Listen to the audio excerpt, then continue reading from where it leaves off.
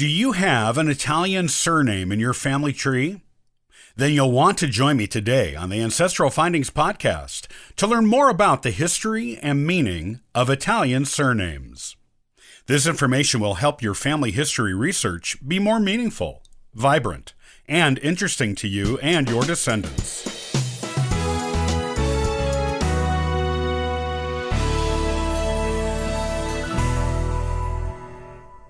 If you have Italian ancestry, you are not alone. There are tens of millions of people, possibly more, in the United States who have Italian ancestors, and even more in other parts of the world, especially Italy itself. The Italian language is a rich and descriptive one, and it has, as one might expect, equally rich and descriptive, and sometimes just plain intriguing, surnames. Knowing the history and meaning of your own Italian surname, or that of an ancestor, can tell you a lot about that particular branch of your family tree, even going back to ancient times.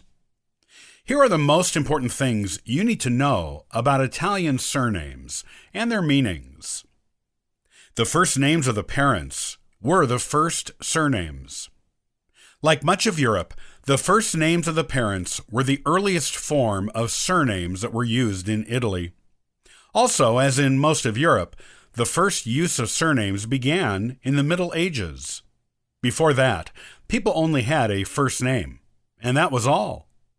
As villages became larger towns and cities, and people began moving from the villages where their ancestors had lived for centuries, usually in search of employment, marriage partners, or land that was available to buy and farm, surnames became an important way to distinguish between people with the same first name, who might not be known to everyone in their community.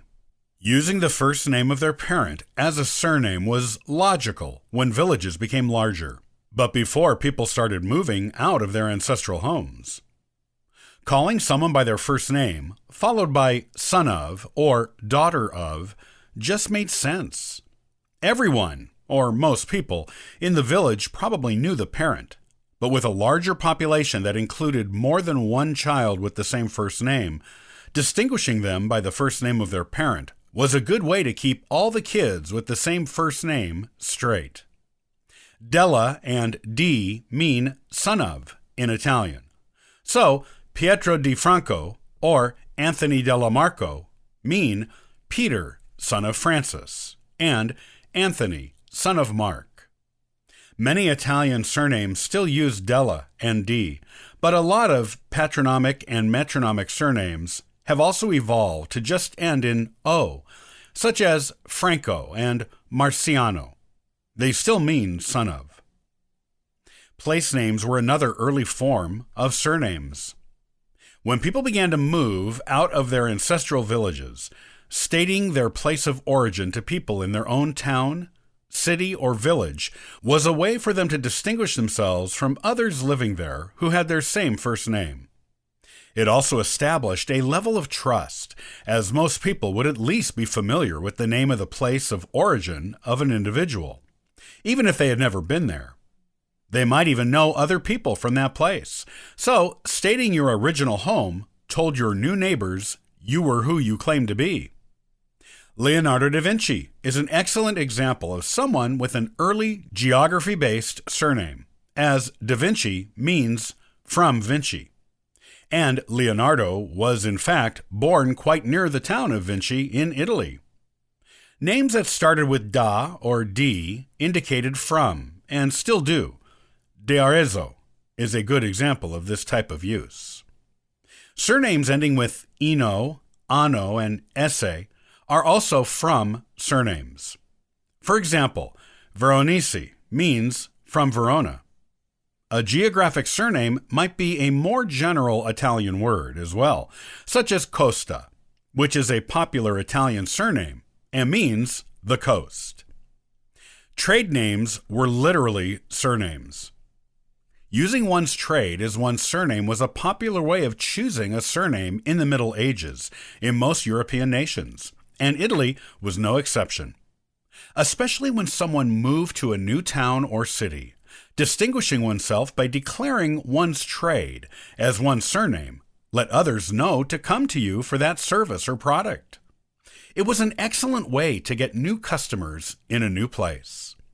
As an example, hat makers were called capelleri, and wool merchants were called lanaro. If someone was of the nobility or a high-ranking church official, they sometimes took on a surname to reflect that status, such as Conte for a count, or Cardinal for a cardinal. Your ancestor's surname may be influenced by regional dialect. Italy was not always a unified country, and its many regions each had their own unique dialect. This dialect may be reflected in the surname your ancestor chose. The Florentine dialect, which is the official Italian language used today, was not adopted until 1861.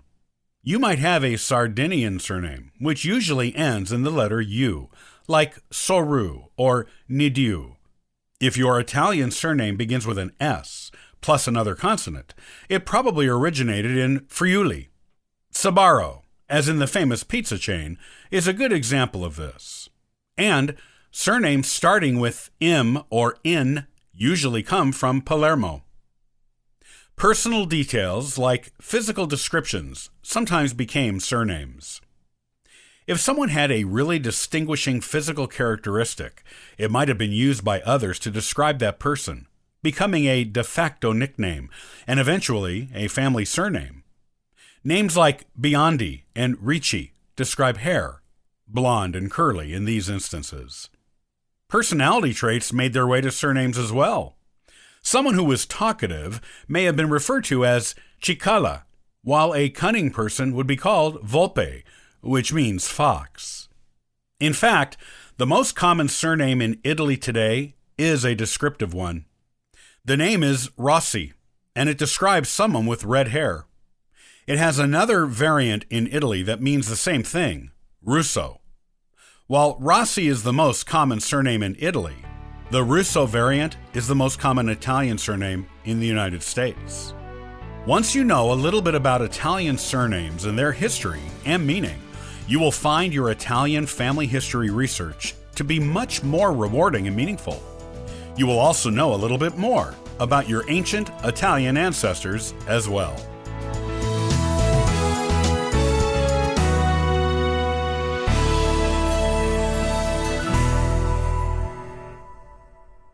He was the youngest soldier to serve in the Union during the Civil War, becoming a drummer boy at only 10 years old.